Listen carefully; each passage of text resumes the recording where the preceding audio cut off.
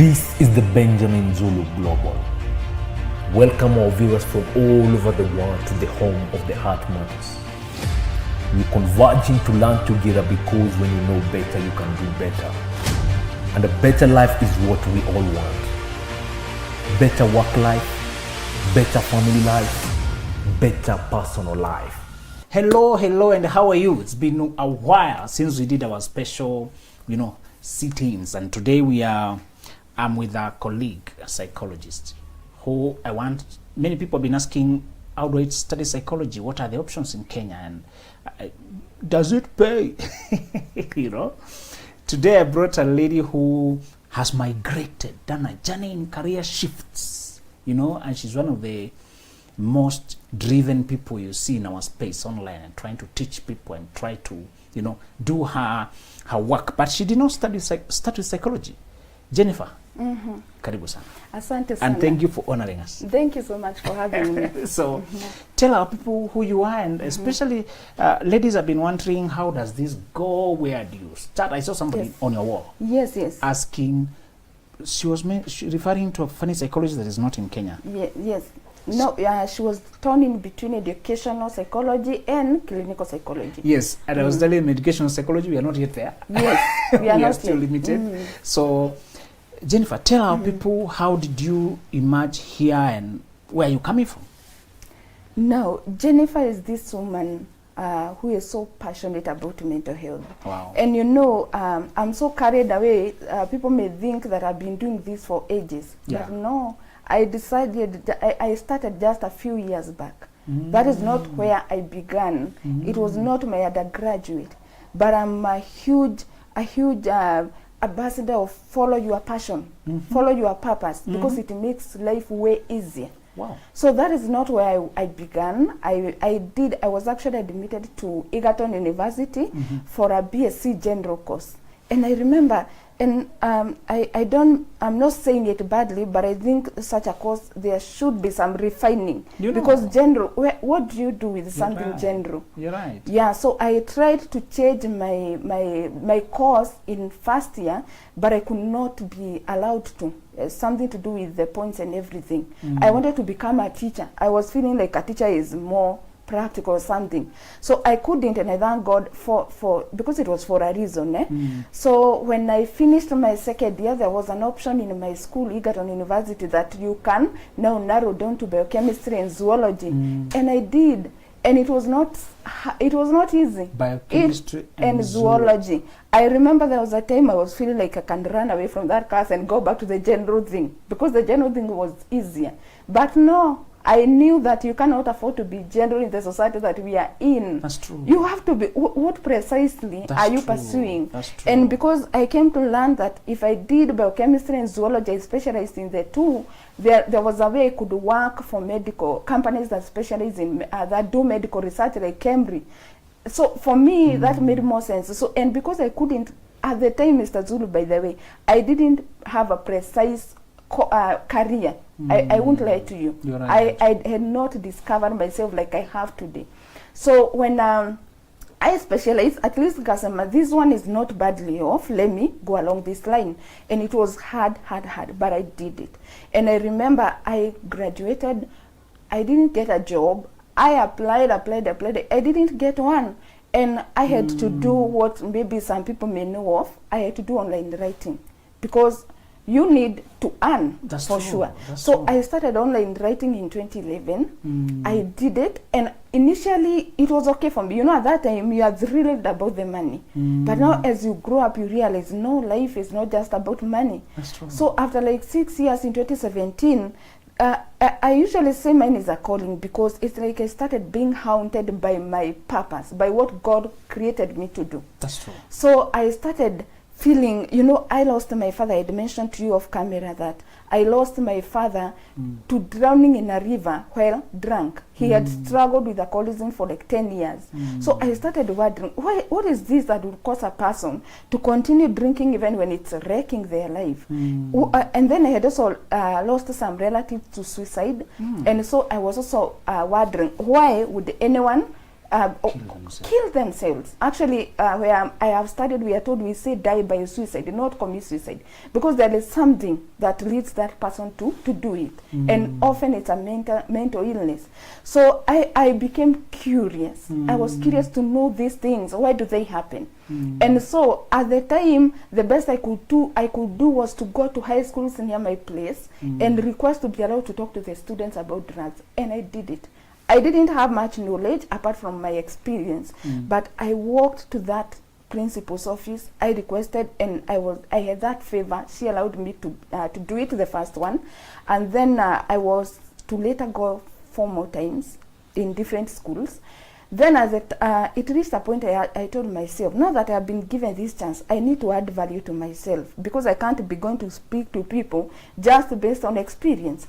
That is when now I started searching online on something I could study. At the time, I couldn't manage to go to school the way we know it, to go back to school. So I remember I had a small kid. Actually, I was pregnant, so I couldn't go back to school. So what I did, I went online and started searching courses on drug abuse. But I could not find a standalone course on that, on the platform I was checking. So I had to study a course called mental health, but it had drug abuse as part of the modules. I studied that. I studied another on depression. I studied another on stress management. I studied another one on self-care. Like, I was very hungry. Wow. Then I reached a point and I said, okay, online courses are good, but you know, they are not so recognized out here. So what I did, of course, depending on the platform. So what I did, at some point around that time when I was curious, I mentioned to my church reverend and asked her, I mentioned to her that I'm passionate about mental health issues. And so there was a time, a team of psychologists from Chiromo Hospital Group were coming to our school, to our church, to speak to us about stress management. And when I heard them talking, I loved it. I felt that is where I belong. I should be speaking to people about these things. So immediately they were done, and my church vicar had told me, wakikuja, seize the moment and ask them about it. So I went and told them, I'm passionate about what you have been doing. I want to do it. And so this lady called Victoria and another a man called George, they are now my friends actually from Chiromo. So she directed me and told me, Amref International University have a course. I want you to pursue, to check that course on their website and then see whether you would be interested in it. So I told her my undergraduate and all that. So when I checked, I did not really qualify for what, as per the criteria they had put there. But I so believed in myself, and I told myself, what's the worst that can happen? Just rejecting me. So I applied, and because I didn't have, remember my undergraduate is not in psychology, so I listed all the courses that I had done there. And I really thank God, because the course coordinator there believed in me. So I was admitted. I received a letter shortly after. And I remember when I began, Mr. Zulu, two of my lecturers, we were mostly doing our classes from Chiromo Hospital Group and online. So two of my lecturers, they expressed concern. Will she manage, because she doesn't have a background in psychology? And I remember the program coordinator at Amref International University called me to go and see her, so that I could tell her about it, or we could discuss, because these lecturers were saying maybe I should do some other courses on the side. So after talking with the course coordinator, we did not even go 5 minutes. She told me, you know what, I believe in you. You will shine. And she gave me some materials that I could read to get a background, and I did exactly that. I was hungry. I went to YouTube. I checked leading clinical psychologists, because that course is mostly to the clinical psychology side. I checked. I learned. I taught myself, because I was so determined. Names like Jordan B. Peterson. Yes. And another Dr. Ali Matou, a PhD holder in clinical psychology. And another. I looked for them. I learned, and let me tell you, Mr. Zulu, as we speak, because the results I have are for the 2 semesters that I did. The course was 3 semesters, and one was a research project. For the 2 semesters, I studied. I got out of 8 units, I got 7 A's and 1 B. Wow. And the last time I talked to my lecturer, she told me, you are likely the one leading that class. Wow. That wow. is the power of when you are passionate about That's something. right. And now I feel I am home. And Wow. that course, I loved it because it had mental health awareness. One of the units was creating mental health awareness. Because one thing I have always believed, Mr. Zulu, even if we knew, you know so much, I admire what you know. But if it were to remain within Mr. Zulu, how will it create an impact? That's so true. I have always known. So I have learned these things because I have learned a lot of things on my own and also in school. And I know so well, if it remains within Jennifer, it will never create an impact. That's true. And that is how I started my page. And I was a little known person. I remember beginning that page with 6 people, my husband, my sister, and my friends. Yeah, and I was wondering, will this ever get anywhere? But I was determined to share what I knew. That's That true. is what I've been doing up to date. Wow. And I love God because I already received people telling me, you have changed me. I was battling depression and so on and so forth. Yeah. Tell us something about, you mentioned a child, somebody mentioned your husband. So tell me something about your family. You're married, that's what you're saying? Yes, I am. Married with 3 children. 3 children, all right. And what role has your husband, your marriage played in your evolution so far?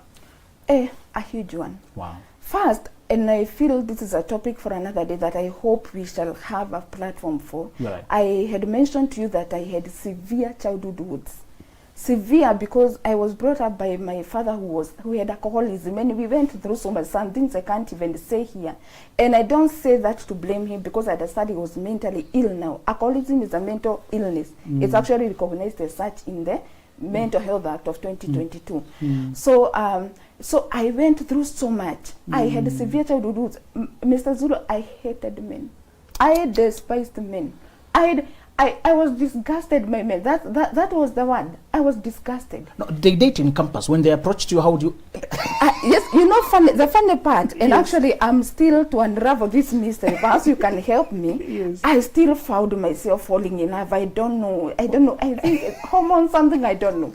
So I still fell in love with my husband actually as a first year in campus. Okay. But let me tell you, Mr. Zulu, when I got married, I came armed to protect my mother, to revenge my mother for the things that she went through in the hearts of my father. My goodness, I was this highly sensitive woman. I was a bitter woman actually. You do something like this and I will explode.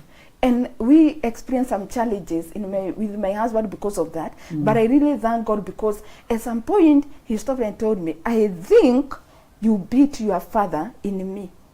Wow. And that is when I called myself for a meeting and asked myself, by the way, and let me tell you, Mr. Zulu, it was so bad. These things I am saying, I see you post about them and people think it's a joke. There were times when I would look at my husband like this and his face would disappear and I would see my father. I don't know how. That is how bad it was. Right. And at some point I became something bad, honestly, something bad. And that's why I usually say, it, even from my own experience from where I'm working right now, of which we shall talk, I usually say childhood wounds could be the single most important factor that is causing marriages to fail. That's right. People come loaded with issues. They come to marriage to bring those issues. That was me.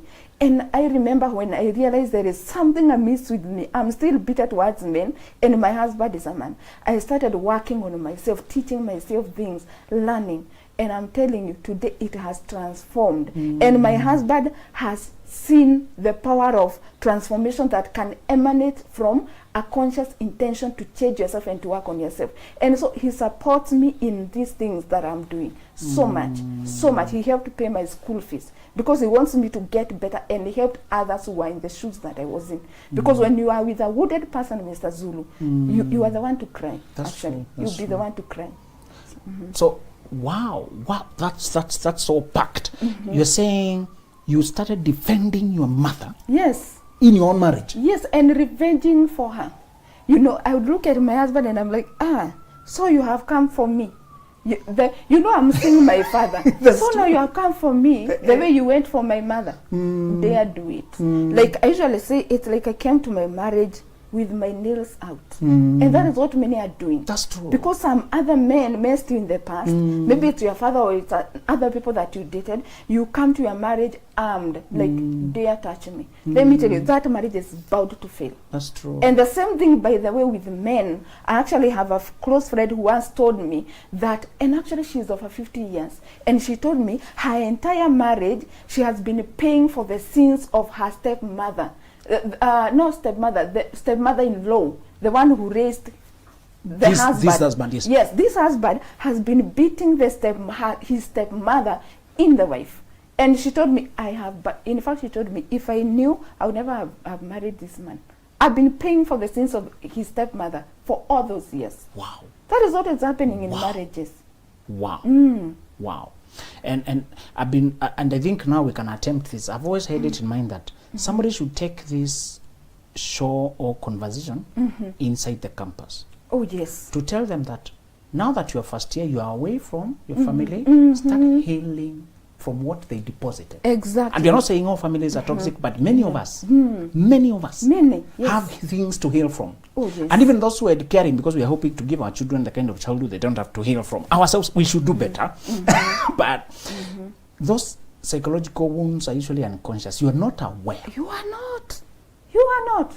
Actually, me, I thought I was this good wife. Actually, you see the other person is the wrong one. You're right. Hey, you are big, you don't. Let me tell you, and that is why we are always telling people, go for therapy. There are things you cannot become aware on yourself. That's true. But when you see a therapist, they will realize this is what is ailing this person. That's true. Yeah, you are not aware. That's they are true. hidden there in your subconscious, and then they are producing impacts on your life daily, and you don't know it. Just imagine what difference a certain passage in scripture interested me, because one of the careers our Lord called himself directly is a counselor. You know? So what imagine if a counselor or somebody had told you, when you leave home, start with healing, not dating. Yes. You keep saying that, and I usually mention, you have seen me mention on your page, I wish people can take this man seriously. Actually, Mr. Zulu, I honestly believe you have been sent by God. Like, God realized there is a gap. That's and true. a huge, and someone needs to feel it. That's true. And one of the things you say, and I have not seen another person say it so loudly, is that heal fast, not dating. Personally, and because of ignorance, I started with the dating. You're right. I dated fast, with full of wood, and even got married full of wood. That's true. So I'm usually very passionate about talking to women who are yet to get married and tell them, work on your woods fast, heal fast. And that is why, because we said some of these, actually they are unconscious, that is why people should go for premarital psychological counseling. That's true. So that a psychological counselor can help you understand that you have woods, you have work that needs to be done, you have skeletons in your closet, they need to be addressed. Thank you for inserting that word. Yes. Not just premarital church counseling, it has its place. It has its place. Because sometimes I even do it in a group. I hear nowadays that grouping people with this cohort. The cohort that is getting married prior to August 2023, we are meeting at their place. Yes. But premarital psychological. Oh yes. Hapo ndipo kiko. Actually, yesterday I met another psychologist somewhere, and he was saying the same. He was telling us we are actually dealing with the damage that has been done by people overlooking psychological counseling. You see your pastor for the pastoral counseling. That is perfect. Then now, that is for the spiritual purposes and also other advice, important advice, by the way. But you also need a psychological counselor. And let me say, I usually say, perhaps the greatest omission many people make before getting into marriage, it's overlooking the importance of premarital psychological counseling. That is the greatest omission. Because let me tell you, you'd rather go and tell you have a clean bill of health instead of getting there with mental baggage. Because even you guys, I can imagine, maybe you even did the premarital. No, we didn't. Okay. Again, now, out of ignorance. Credit to your husband. He has withstood and even played a mirror to you to show you you're projecting. Yes. But what if it was the ordinary kind of a man? Would that marriage be there today? It wouldn't. It wouldn't. So that's a man who is extraordinary. Yes. He just withstood and he could read. Yes. And we give him credit, and we should do that to our partners, but yes, not everybody has that kind of a heart. Exactly. And exactly. if then we can endanger the very thing, the vehicle, marriage, the vehicle you want to get in and journey through life. Yes. The very vehicle you want to transport through life with, but just not being healed. Yes. Why are we not emphasizing it? Why nobody is screaming it in the streets? Someone needs to stand on top of Mount Kenya and scream it. But we come to college thinking, dating, thinking, find the one, thinking, kuja na mtu, thinking, don't live alone, thinking. Yes. And now there is also this freedom, I came from the kind of a household, even though my mother would not beat you when we got to a certain age, my friend, the eyes alone. So you could not eyes. Yes, you could not. The eyes. Yes, eyes. Actually, I'm haunted by my mother's eyes up to date. So you could not come home late. So you had to be very timely in coming home. You could not be seen studying with a man on the road.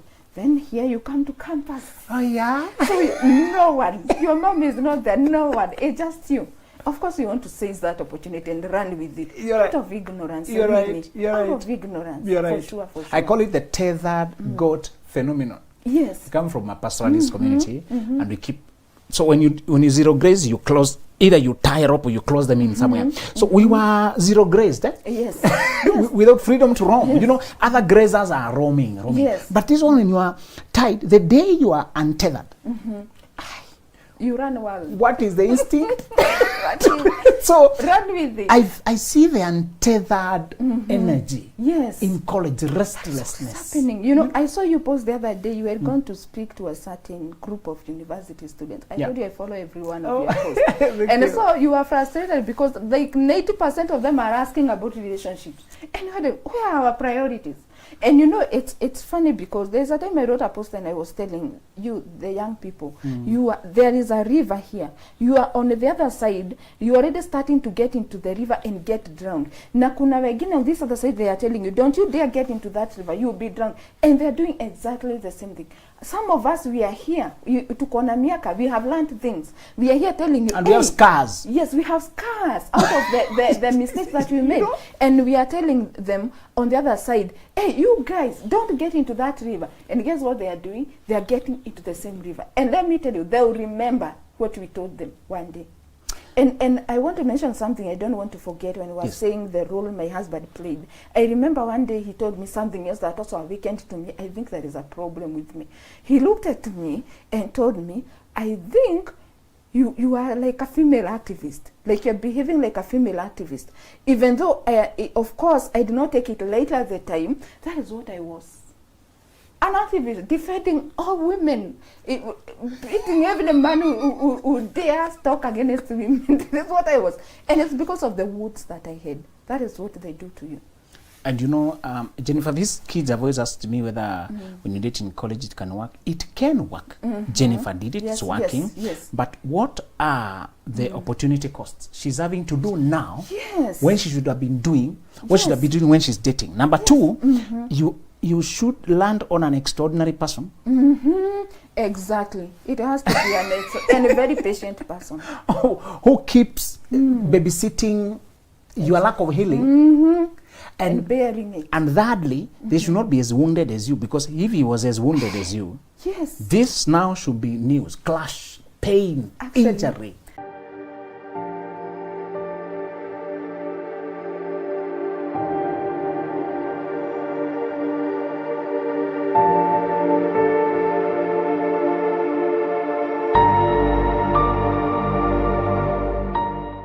Actually, it's good you mentioned that because I have come across people in the course of my work, both the man and the woman, they have woods. The fireworks that comes out of that, it's bad because I have my woods. I'm dealing with them. Then you're bringing me yours.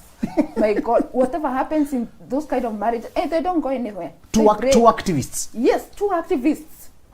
Fighting each other. Now you know why college relationships are explosive. It's two unconsciously wounded people who, instead of going to hospital, they went to the football pitch. Remember we said when you're injured, you step outside the game, you Yes. get nursed. And even before you come to become a player, you first of all train. Yes. Marriage it tests the fiber of your being. Have you realized the convergence of tests, examinations Yes, yes. inside marriage? They Yes. test your patience, test your emotions, test your anger, test your appetite, test your jealousy, test your insecurity. I don't know why we are only associated with the romance. I think because of movies, eh? Yeah, there's a lot. And you know, I usually tell people, honestly, even a marriage of people who are psychologically healthy, it has its own challenges. You are very healthy. It has its own challenges. Because Now, first of all, it doesn't stay in the same place. Yes, yes. The first challenge is when Yes. you get a child. There's a third person here now. Oh, yes. They need energy and time and attention and reorganizing, sharing duties, Yes. assisting each other. Now I can no longer do as much for you as I used to do that time. I can no longer, my emotions now, because the arrival of a child alone. It changes a lot. And then now imagine there is those challenges, the normal challenges of a marriage, then you bring woods. Many people are bearing being in a marriage, and You're it's right. because of these woods. Sorry to say. And I like it when you say your husband helped you to pay the courses you're doing because Yes. he could see you also going through therapy. Yes, exactly. It's therapy. Yes. So one advantage of doing psychology is that you don't just study to go and practice it. It changes you. Actually, someone told me when I was starting my studies, she told me, Ukiona, if you see a person going to do psychology, they have some stuff. They have them. Many times you don't know that you have them. Yes, Like for me, yes, I was one of the reluctant people thinking we are being taught so many hours of therapy, 50 hours, 720. So I was supposed to do many hours of personal therapy. I'm wondering, what for? I'm managing, you know, Yes, I'm okay. I'm okay. Men, we rationalize, we compartmentalize. Men, we are expert at that. Please repeat that, because ile challenge tuko na, actually women are embracing what we Yes. are telling them, but men are still no. Where ill? Where am I ill? I'm okay. You know? And I don't know if you have noticed, by the Mr. Zulu, many men with narcissistic behavior or narcissistic personality disorder, or whatever it is, they have stuff that they never dealt with on time. Yeah, many they are okay. One of the things I've liked is that you are, and I find that with women a lot. I see it with my wife. I see how ladies can easily, the first time, when you are new in marriage, the first language, that surprised me, that is coming from women. Yes. Which I was not, we are living as a group of bachelors, we don't hear saying, I'm stressed. I mean, So she would admit that she's stressed. Actually, let me tell you, Mr. Zulu, the other thing that really troubles me is that men will tell you, men you are hardy. Yes. So they'll expect even the women to be hardy. And so we have seen, I'm currently practicing in a clinical setting. Yeah. And we see women who have postpartum depression. Is it Kiambu? Yes, Kiambu Level 5 Hospital. Wow. I've So been if you want there. to meet this girl, that's how you find her. Yes, yeah. So you find a person with a woman with postpartum depression. She told the husband, but the husband, what are you experiencing? I mean, you give birth, you're just imagining things. And I've seen even women with postpartum psychosis and even more severe illness, and the men still don't understand what is this about. That is the kind of work we have, us who are in the space that we are in. Let me tell you, educate. to get a man to admit he's stressed. It felt new when I heard that language from my wife. I know. Something has even made us stressed. Just communicating a disturbance.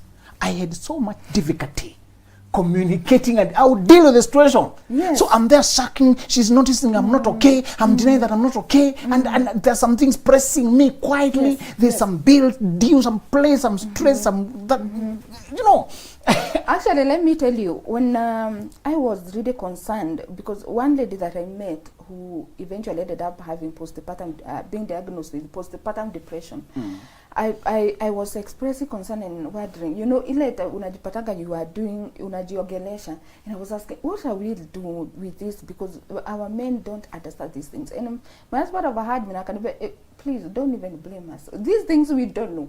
You are the people who need to educate us. So We don't know. the masculinity we are told for in Africa worked against us. Yes. Because in the West, men talk openly. They do. Saying, I'm stressed, I felt a little bit anxious. Some of the psychologists I follow in the West, they're so open. They narrate their struggles on a channel that has millions of followers. Yes. They do. Here, you bring a person to discuss their journey in life. Their family start harassing them. Actually, let me tell you, Mr. Zulu, I've been trying over time now to try and see if I can get some people who can come and share their journey with the mental illness. You don't get. No, they are afraid of sharing. That is how we have stigma. I did a show with a lady who comes from a narcissistic family. Narcissism can spread to a whole family. It can, yes. And she was the black sheep, the scapegoat, the one they blame because she has refused to be mean and selfish and escapist. Yes. She went for therapy to heal. She became grounded and at peace. She forgave. She started a career. She's getting married, doing her life. She's happy and contented. Yes. The others are like this. Yes. So she told me, let me come and educate people. When we aired the first episode of that show, started hearing calls from all over the world. Yes. These are people in many countries, Europe, US, and wherever. And I told her, instead of them bringing up fire for you, you continue living your life. Yes. We'll share these shows, and you just educate people in your personal capacity. Yes. There are too many, and you are alone, and many of them are powerful. They are trying to send police. So Where are they sending the police? they'll cook up stories. If you tell the truth that my mother neglected me, my mother would insult us, my mother would put us down, our father would beat us and lock us outside, our father would come drunk, and you know, when you describe your experience, and now they are powerful somewhere, they start intimidations. Oh yes. Yeah, So they intimidate and cook up stories, and they start, even if they will not do it, the noise. So sometimes you don't have time for noise and chaos. So I told her, because you are already healing and going, and you wanted a good intention to help people, help on a personal capacity. Yes. So I'm trying to pick that and tell you, in Africa, many times we are not told to own up to problems. Yes. And in the West, I've found that they are more, they share their story. How you experience the family, that's your story. Yes. How I experience it, Yes. my story. Yes. I don't deny you your story. Yes, you know, Mr. Zulu, there are times, even though, you know, and I don't have any grudge against my father, by the way, I healed. You're totally. right. Wow. So I usually say, I wish my father was there at a time like this. Or we can roll back time. At that time he was going through that, and now I know what is ailing him. You're right. And then he goes through healing. And then, because this thing, who wishes to be ill? You know, Nobody. we should begin there. And have you noticed that men a lot of time they go to alcohol for asylum to hide from the unbearable emptiness in their life? Actually, yes. If you look at the heritage your father received, and we are not always passing blame, but many of these men, they received also a very bad role modeling. Yes, exactly. Yes, it's actually on the. In fact, I have honestly analyzed the case of my father. I've taken now with the knowledge I have. You're right. I have analyzed, and there are things. Of course, I can't share them here, but there are things that make me understand how he ended up like that. Yes. When I looked at my father and the way he was a wife batterer and the way I could feel grief when I.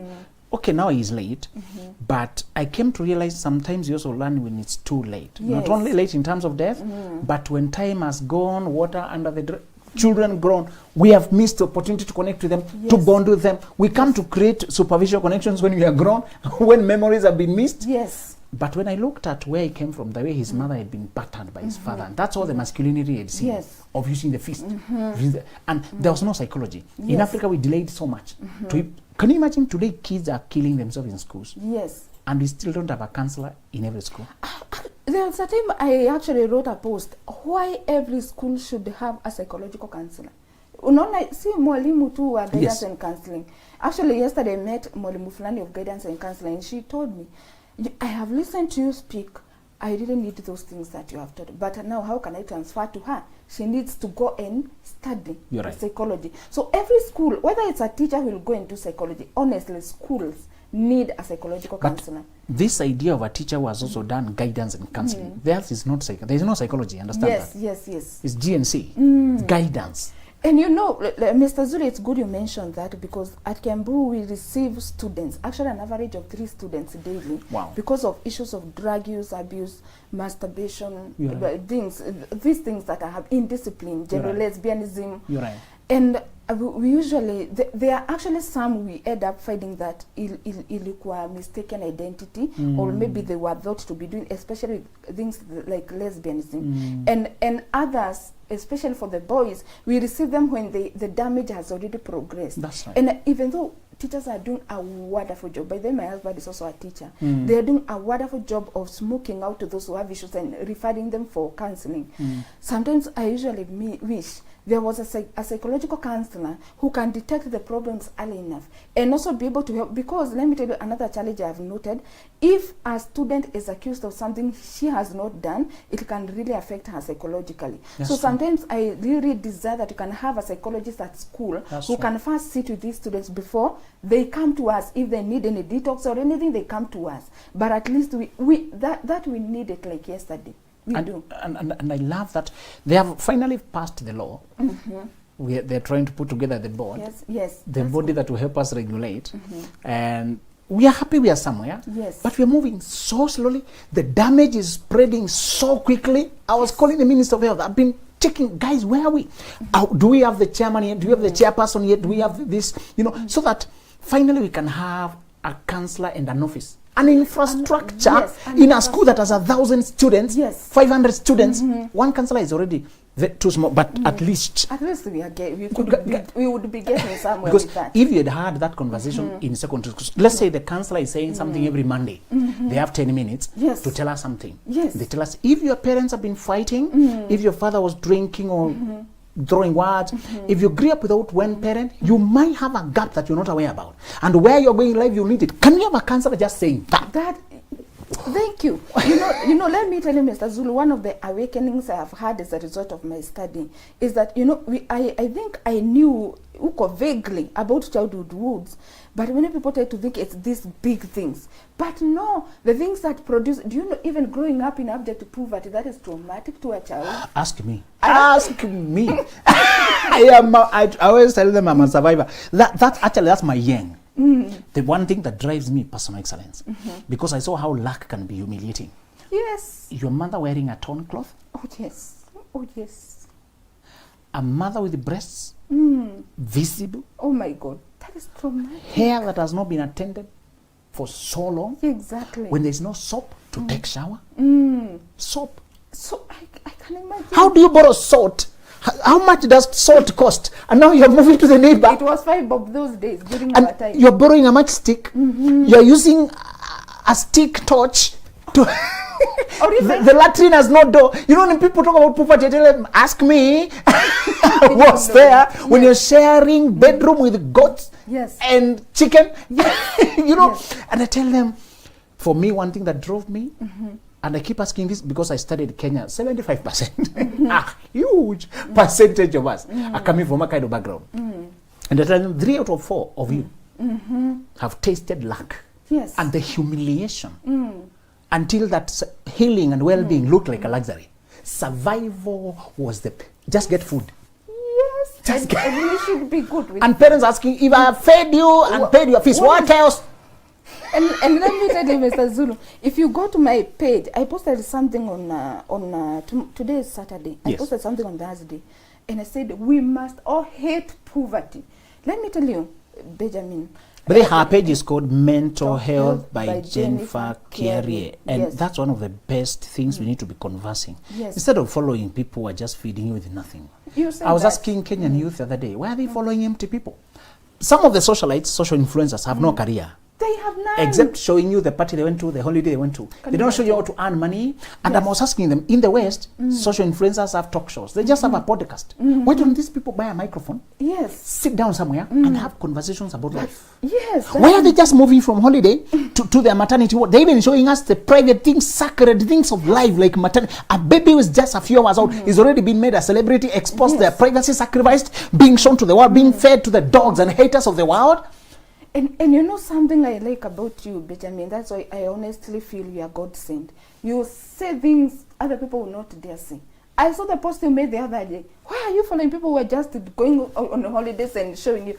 That is the problem that we are having. And you spend hours drooling because they give us report. The most influential YouTube personality of last year was this, and then the people who are ranking top It is those. can't improve your life. In any way. But because we are curious for gossip, Yes. we want to see the bedroom life of people, we want to see the inside of life of people, we want to trend for them to make a mistake. Yes. You know, Mr. Zulu, let me tell you, there is nothing like accident, like finding, I know people admire you a lot. But thank you. It has taken so much to be here.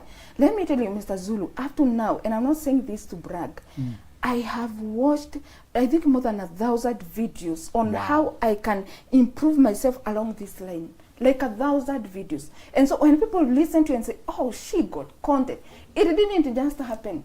You make effort. You make effort. You study the things that can help you. And now going back to the story I was telling you, I mentioned that we must hate poverty and work against it. The reason why I say that, Mr. Zulu, there are things, you know, I thank God for the opportunity I've had to practice, to enhance my skills in a clinical setting. It has been so precious. And because the hospital serves low-income population, I have realized the damage poverty can do. Actually, I honor, let me tell you, Kitabo, we used to point figures at the people working in those hospitals. Why can't you attend to this? And they are overwhelmed because everyone who can't afford, otherwise they are going there. That's true. And they are poor and they don't have another option. And then damages happen because they could not afford. And I hate poverty, let me tell you. It kills. Actually, That's poverty right. kills. It does. And that is why, if you grew up in abject poverty, you are traumatized. That's true. You need to do something about it. That's true. And let me another lady was telling me, this is quite funny, perhaps she will hear this and it's okay because I'm not mentioning her. She was telling me that her ex-husband would, if she bought meat mara moja, then another time she has bought meat, where are you keeping buying meat? You know, for him, he grew up in abject poverty. He has never risen above it. He thinks if you eat meat twice a week, you are being extravagant. You know, and so if you marry a person who has not come from such a background, of course you are going to have issues. Poverty is traumatic. And the other thing that I came to learn about childhood trauma, growing up in a family that has so many children, is also traumatic. You end up not getting the kind of attention you'd want. You grew up in a competition. That's true. And if you never heal and realize that, yes, there is competition, and I know you always tell us that, but in the house when you're with your husband, there's no competition there. Scarcity mindset. Yes. Use that word. Just call it scarcity mindset. There is no enough food, no enough space, no enough attention, no enough anything. Yes. And actually, something else I have learned in the course of my studies, Mr. Zulu, is some of these mental disorders that we see, like hoarding disorder, you are keeping empty containers. I know a woman, I thought that she had kept 20 empty containers, the milking jelly. And I'm like, what are all these for? And don't you dare throw them away. No, she holds them dear to her heart. I might use it someday. So, milking jelly. Yes, some of these mental disorders, they are rooted in childhood trauma. You know, another adverse life experience. And the clothes. You know, some people keeping clothes of 10 years back. I know it. And I know the house is stuffy. It's stuffy. It is full of stuff. They can't release. It's very painful to release. Please, it will traumatize them. Losing those clothes. It will. Because those things, they hold them there. They're thinking, what if I throw it, that empty container, that empty yogurt container, and then I'll need it tomorrow. And then they hoard money until they can't buy solutions. They can't pay a counselor. Because what they're buying is intangible.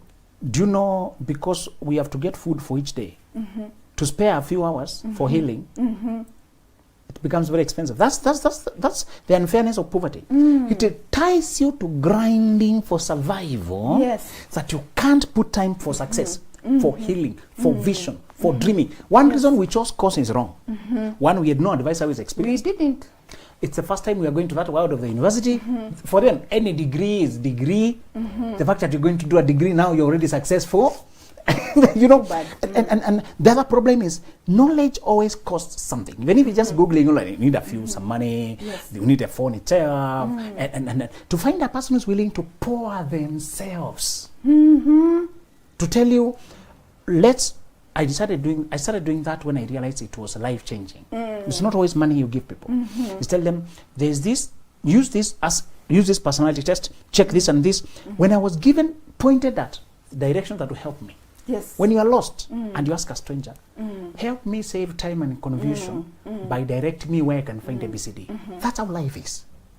Yes, that is exactly the way it is. But now the problem we are having is, and let me tell you, it's so sad. You have offered, I've seen you, and actually initially I was shocked. Like, this man is churning out up to 7 posts in a day.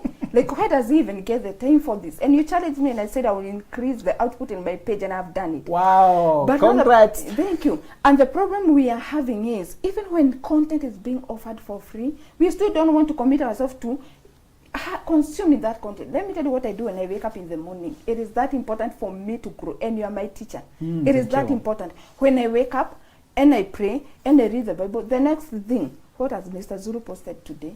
I want to learn, and I learn. I am beating on your content because I'm hungry to grow. You know, when I saw you, I was asked to describe this girl in one word. I would say hungry.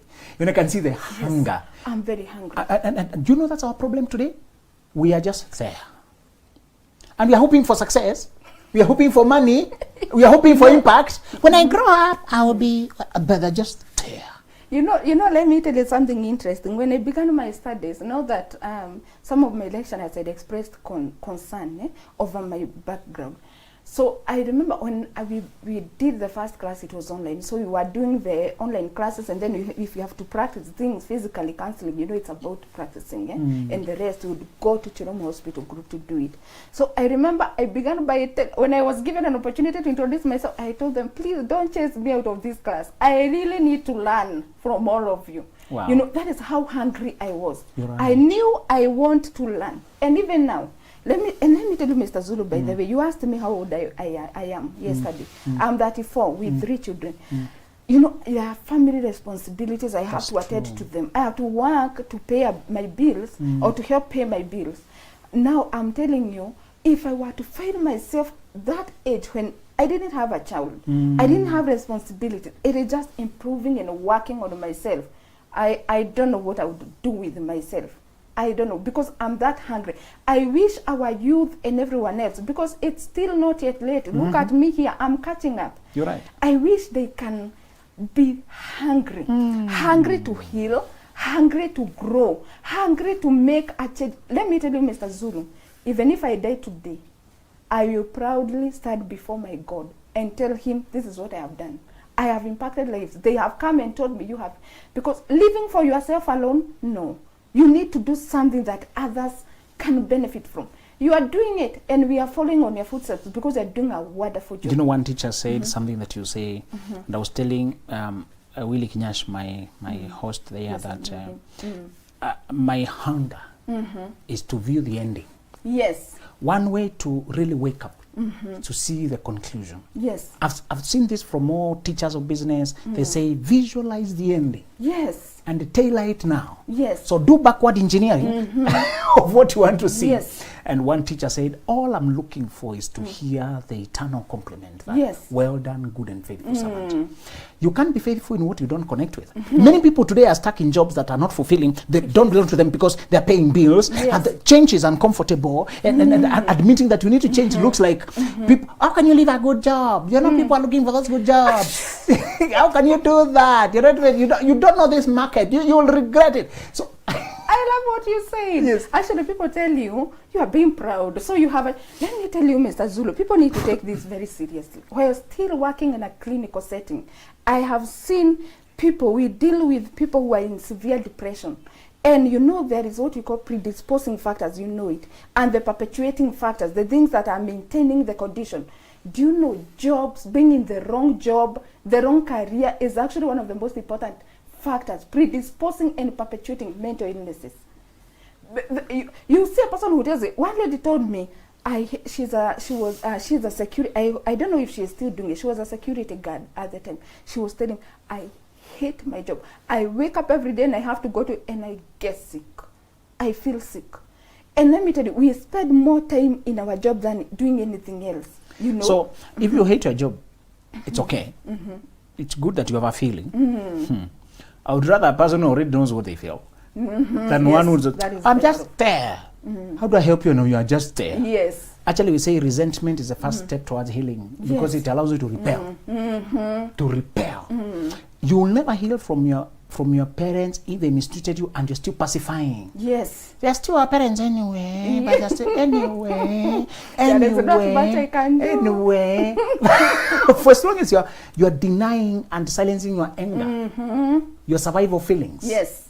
So one of the things, if you hate your job, I tell them, congratulations for making a decision about what you don't want. Yes. Now do something. Do something. Spend as much as half of what you're earning from it Yes. to change your life.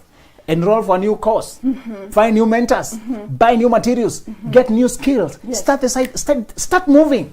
Let me tell you, Mr. Zulu, it's good you mentioned that. Let me tell you, I went back to school because I realized I wanted to become a mental health therapist so that I don't just share based on experience. That's I wanted true. to also learn. That's true. I went back to school what I would call the wrong time. The finances were not the way I would have wished. That's true. But I was willing to sacrifice. Wow. And my husband was also willing to sacrifice for my sake. Let not people wait for things to align. And now, let me tell you something interesting. You will love this. When I began, and so we were doing online classes, and then, as I told you, it was blended learning. So I remember the first classes. So I'm in this class. You know, I had spent like 10 years doing online writing. So I was good in writing. That is why I'm able to write all those content you see. You're right. But in fact, my English, the way I'm speaking to you right here, this is a miracle, by the way. Wow. I was poor. I grew up in the kind of primary school where people are were being taught English in Kikuyu. And in high school, we did Sheng. In university, we did Sheng. So my English was written with Kikuyu accent and mistakes and everything. And I came to know the writing English is actually different from the spoken word. You can be so good at writing, but you don't know how to speak it. That's true. That was me. I spent 10 years sitting down with a laptop, so I didn't know how to speak English. Was that a reason for me to stop going and we would make presentations in front of who in class? Psychiatrists, leading ones, like Dr. Jenga. And let me tell you, I would feel intimidated. People would present and I'm feeling, guy, my English is on its deathbed. But I vowed I will not give up because of that. Let people not have excuses as to why you cannot follow your passion.